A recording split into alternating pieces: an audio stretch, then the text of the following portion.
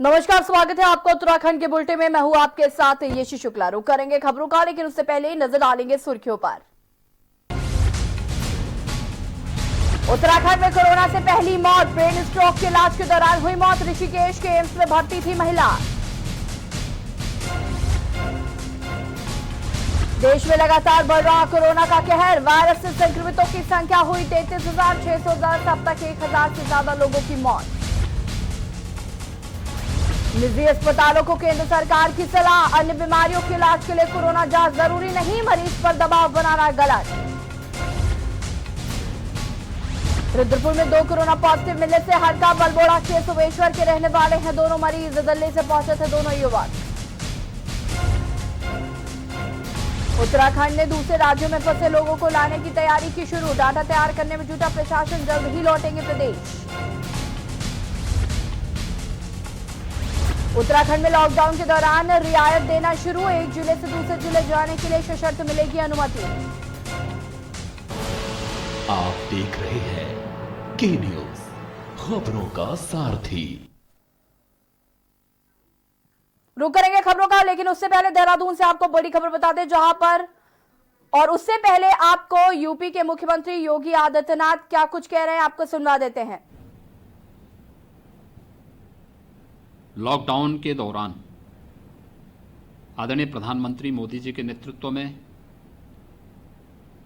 पूरे देश के अंदर प्रधानमंत्री गरीब कल्याण पैकेज के माध्यम से 80 करोड़ नागरिकों को 1,70,000 करोड़ रुपए की गरीब कल्याणकारी योजनाओं के साथ आच्छादित करने का कार्य हुआ है। इसमें कामगार है, श्रमिक है, किसान है, युवा है,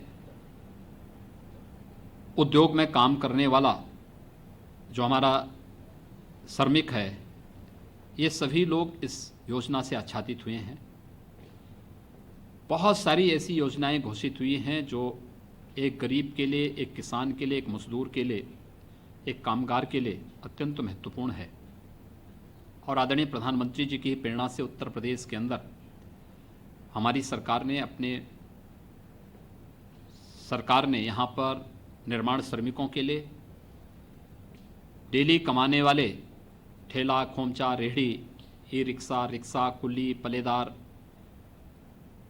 ग्रामीण और शहरी क्षेत्र में विश्वकर्मा श्रम सम्मान से आच्छादित होने वाले उन 16 कैटेगरी के कामगारों के लिए धोबी है, मोची है, नाई है, सुनार है, कुम्हार है, राजमिस्त्री है, इन सभी प्रकार की जो कैटेगरी है, इन सब को हमने भरण पोषण भत्ता देने की व्यवस्था की और सफलतापूर्वक अब तक 30 लाख ऐसे सभी निर्माण श्रमिकों के साथ साथ अन्य सभी श्रमिकों को ये सुविधाएं उपलब्ध कराई हैं। आज मुझे बताते हुए प्रसन्नता है कि हम एक बार फिर से अपने 30 लाख इस श्रमिक वर्ग को फिर से दूसरी बार भरण पोषण भत्ता की राशि जारी कर रहे हैं। मैं इस अवसर पर अपने सभी कामगार और श्रमिक बंधुओं को हृदय से बधाई देता हूं। सरकार उनके रोजगार के लिए, उनकी सुरक्षा के लिए, उन्हें हर प्रकार की सामाजिक सुरक्षा देने, भरण पोषण की भत्ता की व्यवस्था करने के लिए पूरी तरह प्रतिबद्ध है। इसके साथ ही आज हम 18 करोड़ लोगों को पोर्टेबिलिटी के माध्यम से खाद्यान्न उपलब्ध कराने की कार्य योजना को भी आगे बढ़ा रहे हैं। हमने अब तक 2 चरणों में 18 करोड़ लोगों को उत्तर प्रदेश के अंदर खाद्यान्न उपलब्ध कराया है। पहले चरण में उत्तर प्रदेश से जुड़े हुए जो हमारे कामगार थे, जो श्रमिक थे, मनरेगा के मजदूर थे, अन्य नागरिक थे, इन सब लोगों को खाद्यान्न उपलब्ध कराया गया। दूसरे चरण में भारत सरकार की योजना के अंतर्गत निःशुल्क खाद्यान्न उपलब्ध कराया गया। आज फिर से हम लोग अपने उत्तर प्रदेश के सभी 18 करोड़ नागरिकों को खाद्यान्न उपलब्ध कराने की कार्रवाई प्रारंभ कर रहे हैं। उत्तर प्रदेश का कोई श्रमिक और कोई कामगार अगर देश के अंदर किसी भी कोने में रहता है और उसके पास उसका राशन कार्ड नंबर है, तो उसके माध्यम से वहाँ पर भी ई पॉस मशीन के माध्यम से अपना खाद्यान्न वहाँ के कोटे की दुकान से भी ले सकता है। और अगर वो वापस उत्तर प्रदेश में आया है तो उत्तर प्रदेश में उसको राशन कार्ड से मिलेगा। अगर राशन कार्ड नहीं बन पाया है तो प्रत्येक जनपद प्रशासन को इस बात के लिए निर्देश दिए गए हैं कि वह उन लोगों के लिए राशन कार्ड बनाएं और उन्हें खाद्यान्न उपलब्ध करवाने का कार्य युद्ध स्तर पर करें। जिन्हें अभी तक राशन कार्ड नहीं बन पाया है उन्हें हम SDRF के अंतर्गत फूड पैकेट उनको लोग उपलब्ध करा रहे हैं। हर एक व्यक्ति को उत्तर प्रदेश के अंदर कोई भूखों नहीं सोने पाएगा, चाहे वह होम क्वारंटाइन में हो, अपने घर में हो या इंस्टीट्यूशनल क्वारंटाइन में हो। इन सभी के लिए हर प्रकार की व्यवस्था प्रदेश सरकार ने की है। हर एक नागरिक की सुरक्षा, हर एक कामगार और श्रमिक की पूरी सुरक्षा, सामाजिक सुरक्षा, आर्थिक सुरक्षा, रोजगार की सुरक्षा के लिए सरकार पूरी प्रतिबद्धता के साथ कार्य कर रही है। मुझे विश्वास है मई दिवस श्रममेव जयते के संकल्प के साथ हम सबको एक नई प्रेरणा के साथ एक नए उत्तर प्रदेश के निर्माण में आप सबके श्रम और आप सबके परिश्रम से आगे बढ़ने के लिए हमको एक ताकत देगा। मैं आप सबका अभिनंदन करता हूं, आप सबको मई दिवस की बधाई देता हूं। धन्यवाद।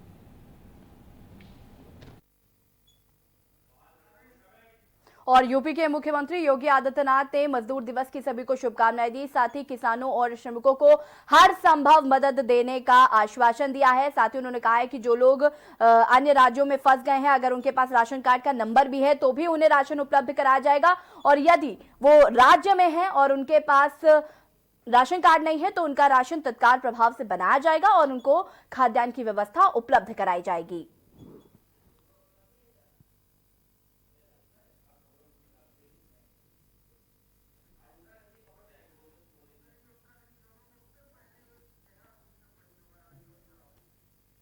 और रुक करेंगे उत्तराखंड की खबरों का, लेकिन उससे पहले देहरादून से आपको बड़ी खबर बता दें। उत्तराखंड में कोरोना से पहली मौत हो गई है। आपको बता दें कि ब्रेन स्ट्रोक के इलाज के दौरान हुई है मौत। बड़ी खबर आपको बता रहे हैं, ब्रेन स्ट्रोक के इलाज के दौरान हुई मौत। ऋषिकेश के एम्स में भर्ती थी महिला, लालकुआ की रहने वाली थी महिला। बड़ी खबर आपको बता रहे हैं देहरादून से, जहां पर उत्तराखंड में कोरोना से हुई पहली मौत। आपको बता दें कि ब्रेन स्ट्रोक के इलाज के दौरान हुई मौत।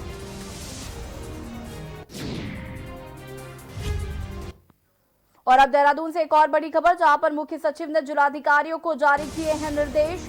आपको बता दें कि एक जिले से दूसरे जिले में जाने वाले लोगों को जल्द ही राहत मिलेगी। पुलिस और प्रशासन द्वारा जिले खाका तैयार किया गया है और पुलिस प्रशासन द्वारा जो जिलेवार खाका तैयार किया जा रहा है। ग्रीन जोन से निकलने वाले लोगों को होगी कम परेशानी।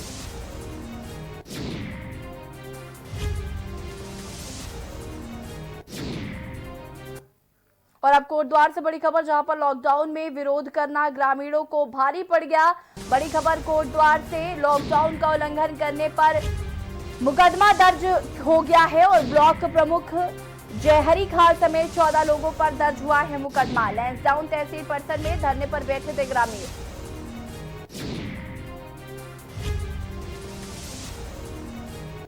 बड़ी खबर आपको बता रहे हैं कोटद्वार से, जहां पर लॉकडाउन में विरोध करना ग्रामीणों को पड़ा भारी।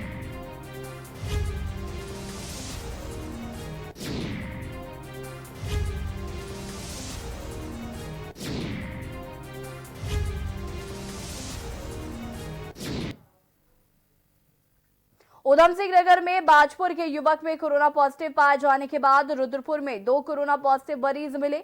इनमें से एक युवक राजस्थान से पैदल दिल्ली पहुंचा था, जिसके बाद युवक दिल्ली से महाराष्ट्र के ट्रक द्वारा रामपुर पहुंचा और रामपुर से रुद्रपुर बॉर्डर तक पैदल पहुंचा था। युवक की पुलिस टीम ने बॉर्डर पर ही उसको पकड़ लिया, जबकि दूसरा युवक एक कैंटर द्वारा दिल्ली से रुद्रपुर पहुंचा था और रुद्रपुर के सिरकुल चौक पर पुलिस ने युवक को पकड़ लिया था। पुलिस ने पकड़े गए दोनों युवकों को रुद्रपुर के जवाहरलाल नेहरू अस्पताल में क्वारंटीन कराया था, जहां से डॉक्टरों की टीम द्वारा सैंपल लेकर हल्द्वानी के सुशीला तिवारी मेडिकल कॉलेज से भेजा गया और दोनों युवकों की जांच रिपोर्ट पॉजिटिव आ गई है। दोनों कोरोना पॉजिटिव युवक अल्मोड़ा के सोमेश्वर के रहने वाले बताए जा रहे हैं।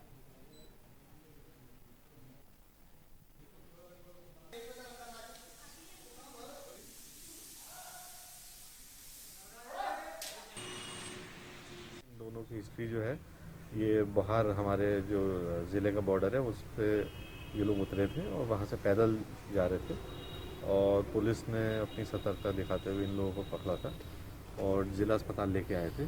वहाँ पे इन लोगों की सैंपलिंग हुई थी और उसमें जो है 2 लोग पॉजिटिव आए और एक और डेवलपमेंट है, इसमें से 3 लोग इनके साथ और थे।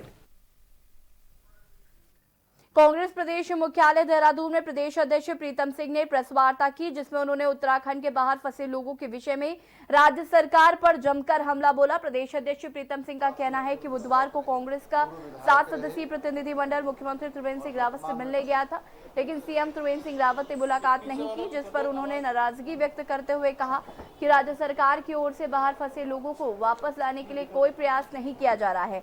कांग्रेस की ओर से एक ऐप तैयार किया गया था, जिसमें करीब 21,000 लोगों ने बाहर फंसे होने की जानकारी दी। इस सूची को मुख्य सचिव को सौंपकर सभी को राज्य वापस लाए जाने की मांग की गई। पीछे वालों को कर दो आवाज।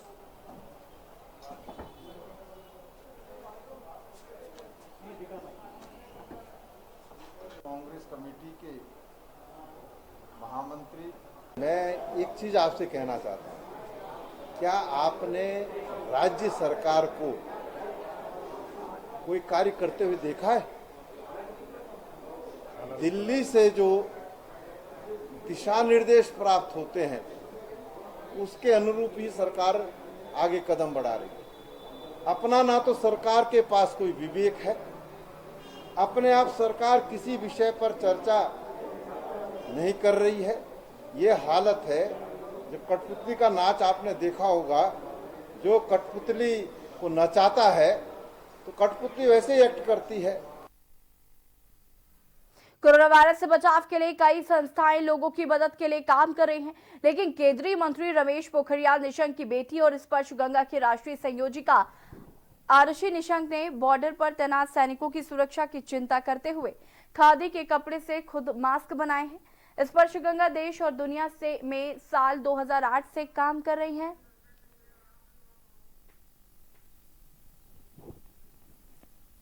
पूरी दुनिया में 5.5 लाख से ज्यादा लोग इस संस्था से जुड़े हुए हैं। स्पर्श गंगा की विभिन्न टीमों ने इन फेस मास्क को खादी के कपड़ों से खुद घर पर बनाया है और इन्हें धोकर दोबारा प्रयोग में लाया जा सकता है। आरुषि निशंक ने कहा कि रक्षाबंधन पर प्रत्येक बहन अपने भाई की कलाई पर रक्षा का धागा बांधती है और भाई सदैव बहन की रक्षा करने का प्रण लेता है। हमारे भाई तो जी जान से अपना प्रण निभा रहे हैं, तो फिर हम बहनों का भी धर्म है कि हम उस कलाई को सुरक्षित करें जो सदैव हमारी रक्षा के लिए तत्पर तैयार रहती है। इसलिए हमारी टीम ने 10,000 mask arm force clinic Delhi को भेजे हैं। सेना के जो डॉक्टर एवं सैनिक हमारी सुरक्षा के लिए लगातार खड़े हैं, ये मास्क उन्हें उपलब्ध कराए जाएंगे।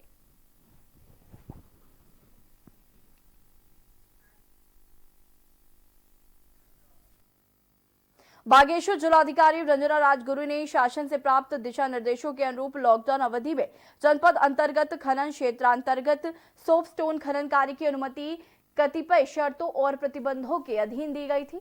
जिलाधिकारी द्वारा इस संबंध में जनपद अंतर्गत संचालित सोपस्टोन माइनों को कोरोना वायरस संक्रमण की दृष्टिगत दी गई सशर्त अनुमति का अनुपालन सुनिश्चित कराने के लिए संबंधित उप जिलाधिकारियों को और उप निदेशक खनन को औचक निरीक्षण करने के निर्देश दिए गए हैं। इस क्रम में संबंधित तहसीलों द्वारा अपने अपने क्षेत्रांतर्गत संचालित हो रही माइंस का औचक निरीक्षण किया गया, जिसमें से माइंस प्रतिनिधियों को सोशल डिस्टेंसिंग के अनुरूप कार्य कराने और बिना मास्क के श्रमिकों से कार्य न कराए जाने के साथ साथ श्रमिकों का साप्ताहिक स्वास्थ्य परीक्षण कराए जाने के कड़े निर्देश दिए गए।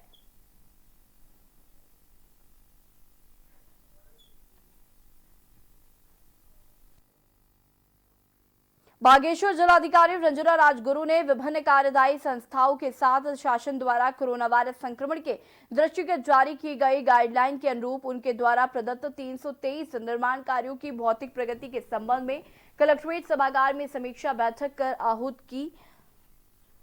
बैठक में जिलाधिकारी ने संबंधित कार्यदायी संस्थाओं के अधिकारियों का स्पष्ट निर्देश दिए हैं कि शासन द्वारा निर्गत दिशा निर्देशों के अनुरूप सोशल डिस्टेंसिंग और सैनिटाइजेशन जैसी पहलुओं को ध्यान में रखते हुए निर्माण कार्यों का निष्पादन सुनिश्चित किया जाए।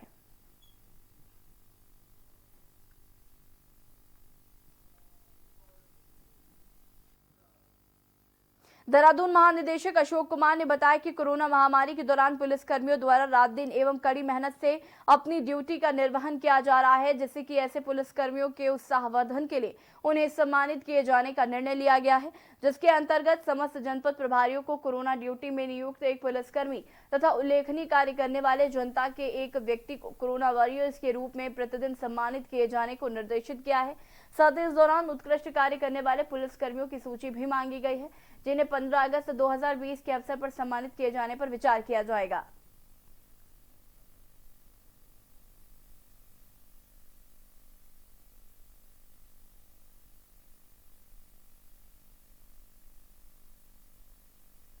सभी जिलों को कहा है कि प्रतिदिन अपने जिले का एक पुलिस का कोरोना वॉरियर डिसाइड करें, उसको पुरस्कृत करें नगद पुरस्कार से।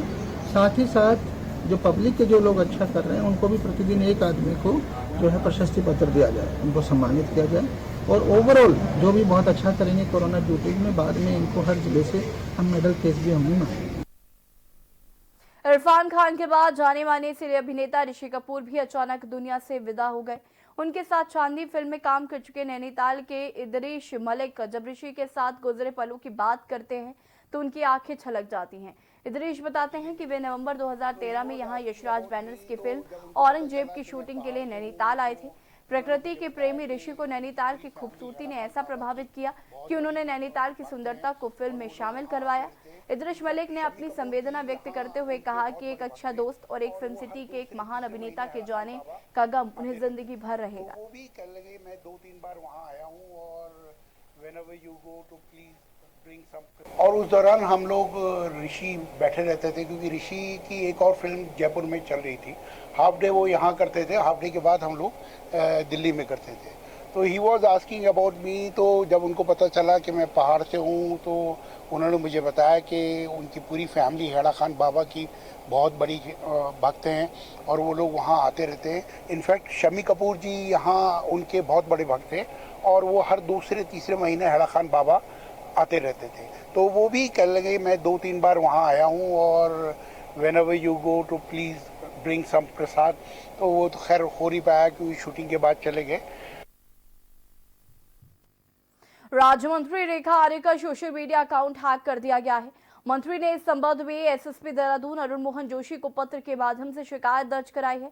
साथ ही दोषियों के खिलाफ सख्त कार्रवाई की भी मांग की गई है। पत्र में राज्य मंत्री रेखा आर्य ने लिखा है कि मेरे नाम से फेसबुक से आपत्तिजनक मैसेज भी भेजे गए हैं। इसके साथ ही मंत्री ने बताया कि उनके इंस्टाग्राम अकाउंट को भी पूर्व में हैक किया गया था। इसके साथ ही अज्ञात व्यक्ति द्वारा फेसबुक में फर्जी फेसबुक अकाउंट भी बनाया गया है। वहीं मंत्री ने बताया कि कुछ दिन पहले उनके इंस्टाग्राम को भी हैक किया गया था, जिसकी सूचना 10 जनवरी को साइबर क्राइम देहरादून में दर्ज कराई गई थी, जिसमें अभी तक कार्रवाई अपेक्षित है। फिलहाल पुलिस इस मामले की जांच कर रही है।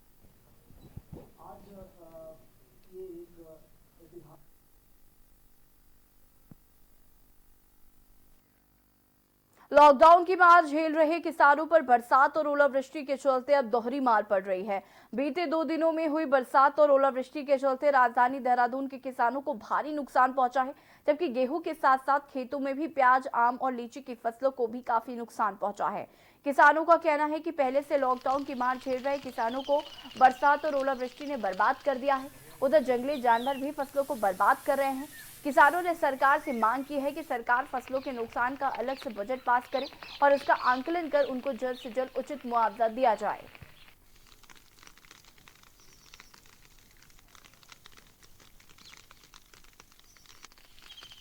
एक तरफ देश कोरोना महामारी से जूझ रहा है तो वहीं हम सभी किसानों को 3 तरफा मार झेलनी पड़ रही है। पहली कोरोना के चलते हुए लेबरों की कमी, दूसरा आवारा पशु और जंगली जानवरों के द्वारा फसलों को बहुत ही ज़्यादा नष्ट कर दिया गया है। तीसरा 2 दिन से लगातार बारिश हो रही है जिसके चलते हुए फसलों को बहुत ज़्यादा नुकसान हुआ है, वह फसलें काली पड़ चुकी हैं और अभी भी मौसम खराब हो रहा है। अगर यही हाल रहा तो सभी किसानों की कमर टूट जाएगी। और वक्त हो गया छोटे से ब्रेक का, जल्द हाजिर होंगे।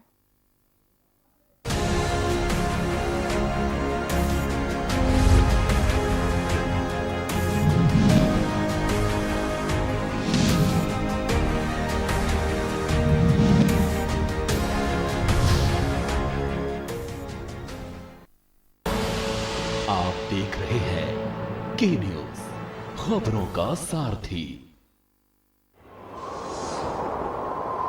देवभूमि के कण कण की,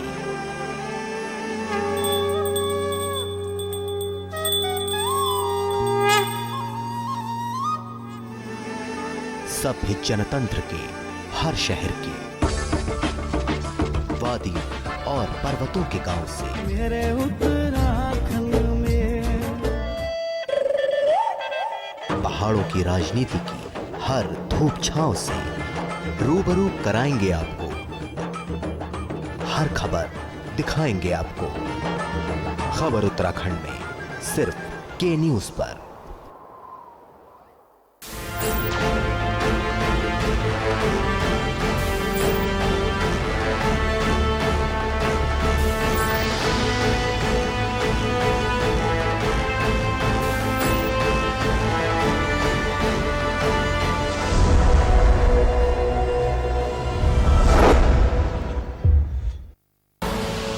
आप देख रहे हैं के न्यूज, खबरों का साथ।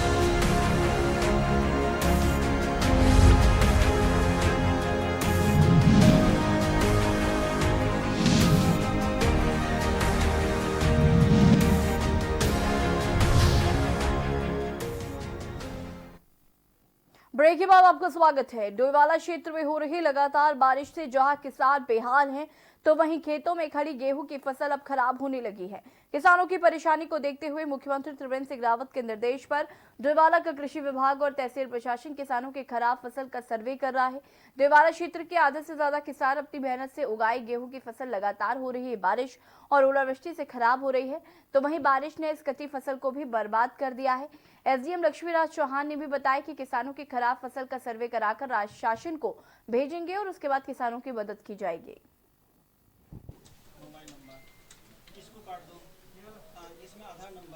संबंध में शासन से दिशा निर्देश प्राप्त हुए हैं और इसका सर्वे यहाँ पे विस्तृत सर्वे कराया जा रहा है। तो काश्तकार भाई जिसका जो भी क्षति होगी उसकी भरपाई यहाँ पे उसको आर्थिक सहायता दी जाएगी। इस संबंध में हमारे यहाँ तो इस बारिश से बहुत ज़्यादा नुकसान हो रहा है। सारे गेहूँ काली पड़ गई यहाँ पे और जो किसान जो है अपना गेहूँ काट रहा है उसमें जो उसकी पैदावार आ रही है 1 कुंटल 1.5 कुंटल के बीघे की आ रही निकल रही है। अच्छा, पहले कितनी आती थी? पहले 3 से लेकर 4 कुंटल तक निकलती थी।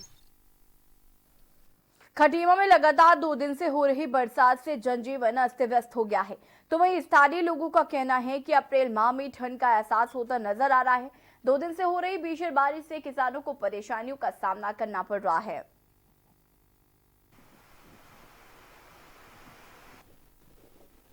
अप्रैल का महीना है और ऐसा महसूस हो रहा है कि जैसे कि दिसंबर का महीना हो।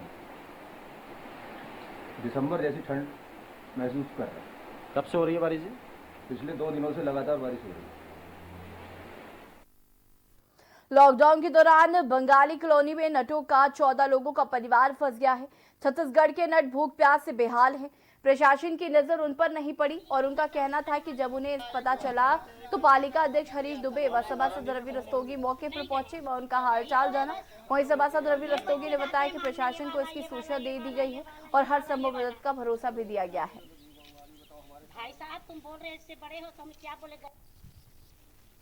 और हमारी पूरी फैमिली सब छोटा बच्चा तो है, एक बच्चा आधा किलो इतना चावल खाने वाले हैं।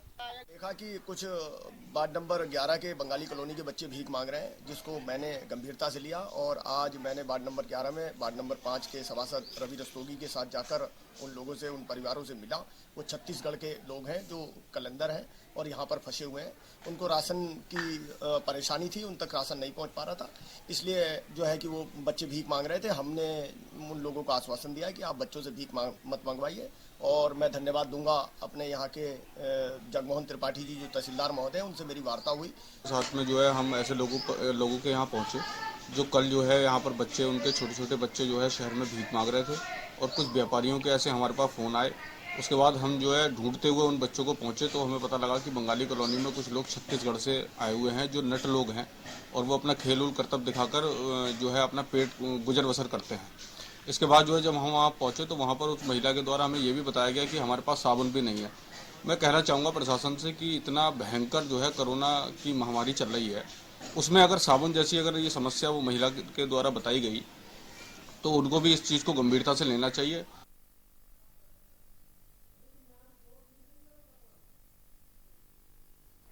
और सितारगंज में लंबे समय से बेकार पड़े क्षेत्र के ग्रामीण इलाकों के, लेकिन उससे पहले यूपी के मुख्यमंत्री योगी आदित्यनाथ बैठक करें, आपको दिखा देते हैं।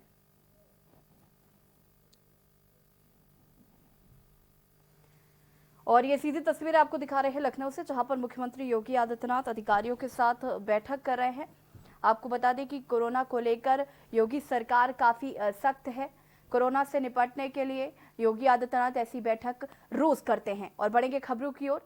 सितारगंज में लंबे समय से बेकार पड़े क्षेत्र के ग्रामीण इलाकों के तालाबों का तहसीलदार जगमोहन त्रिपाठी ने निरीक्षण किया और उन्होंने बताया कि दर्ज रकबों के अनुसार तालाबों की मौजूदा स्थिति का आकलन किया जा रहा है, जिसके बाद उच्च अधिकारियों की सहमति से तालाबों की मछली की नीलामी की दिशा में कार्य किया जाएगा। तहसीलदार जगमोहन त्रिपाठी ने कहा कि इन तालाबों को 1 वर्ष के लिए किराए पर दिया जाएगा ताकि लोग इसमें से मछली पालन कर सकें।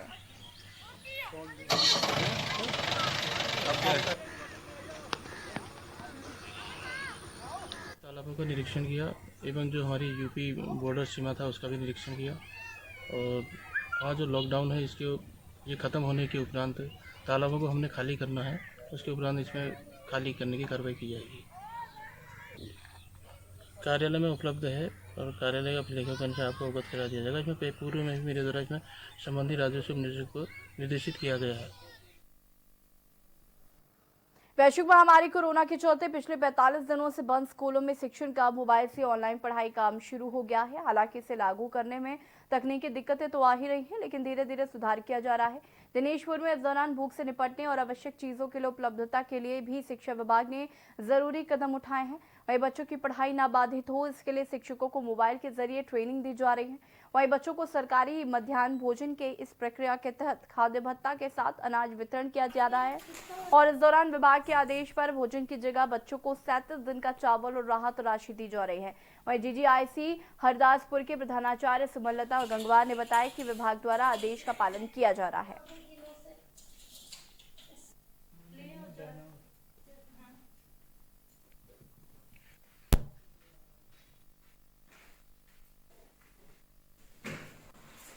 देश में लॉकडाउन होने के कारण शासन द्वारा बच्चों को जो खाद्यान्न वितरित किया जा रहा है उसमें हम 150 ग्राम प्रतिदिन के हिसाब से 555 ग्राम चावल दे रहे हैं। वर्तमान में कोविड-19 के कारण जो विद्यालय बंद हैं उसकी भरपाई के लिए हमने छात्राओं के व्हाट्सएप ग्रुप बनाए हैं, जिनके द्वारा सभी कक्षाओं के ग्रुप बना करके हम उन्हें शिक्षण करा रहे हैं। लॉकडाउन के बाद से पिथौरागढ़ में फंसे 1400 से अधिक नेपाली नागरिकों की स्वदेश वापसी हो गई है। जिले के चारों राहत शिविरों से नेपाली नागरिकों को नेपाल भेज दिया गया है।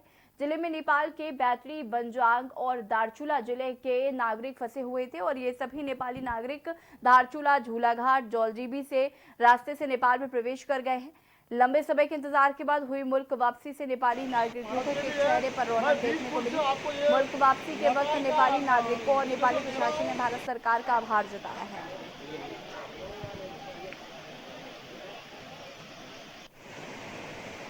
इधर फंसे थे उनको इधर क्वारंटाइन में रखे भारत सरकार ने।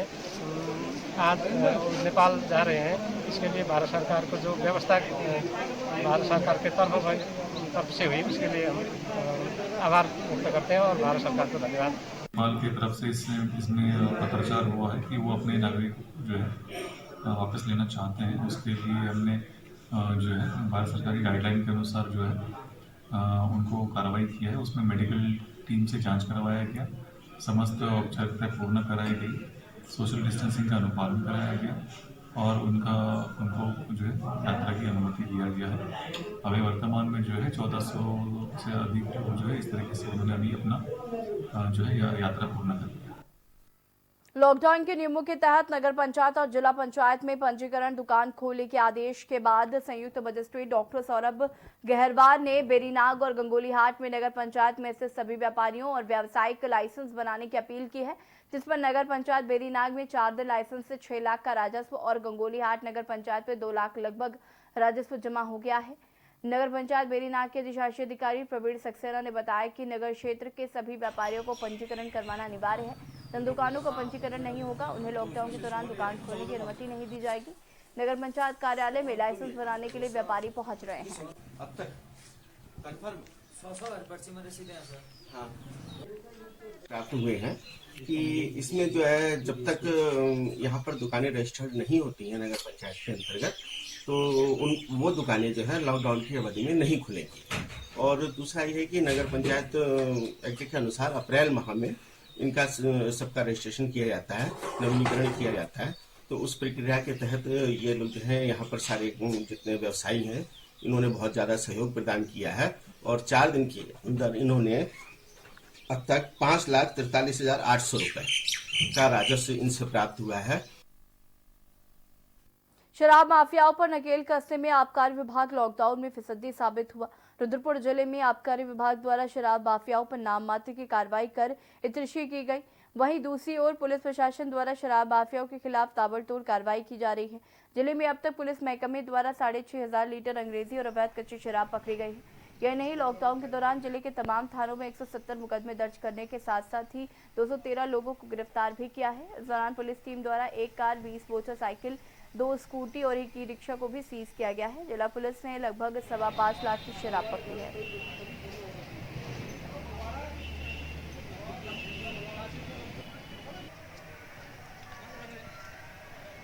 फिलहाल बुलेटिन में इतना ही। देखते रहिए के न्यूज़ इंडिया। नमस्कार।